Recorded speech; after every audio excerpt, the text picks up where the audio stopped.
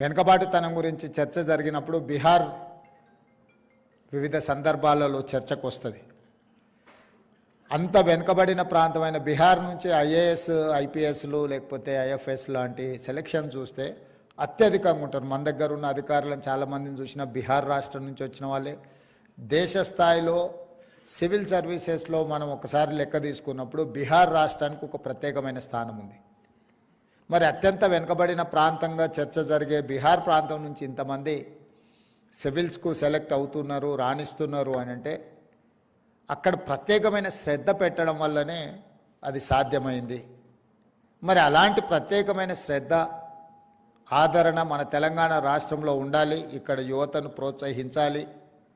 ఆ ప్రోత్సాహం నగదు రూపంలో కూడా ఉండాలి. భుజం తట్టడమే కాదు, అంతో ఇంతో ఆర్థికంగా సహాయాన్ని అందించాలని ఆలోచన చేసినప్పుడు ఉప ముఖ్యమంత్రి గారు మా సింగరేణి సంస్థ నుంచి మేము ముందుకు వస్తాం. సింగరేణి సంస్థ ద్వారా ప్రిలిమ్స్ క్లియర్ అయిన వాళ్లకు ₹1,00,000 ఇద్దాము. ఎందుకంటే కోచింగ్ సెంటర్లు హైదరాబాద్లో కాకుండా ఢిల్లీకి కూడా వెళ్ళాల్సి ఉంటుంది.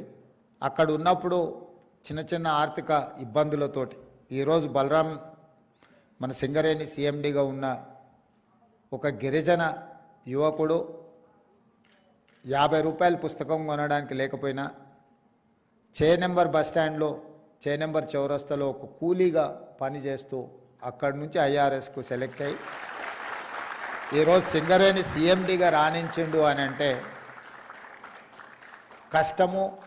కష్టంతో పాటు కమిట్మెంట్ ఉండడం అనేది చాలా ముఖ్యం. ఆర్థిక పరిస్థితులు ₹2,000 కోచింగ్ సెంటర్ కట్టాలన్న కష్టమైన పరిస్థితులు.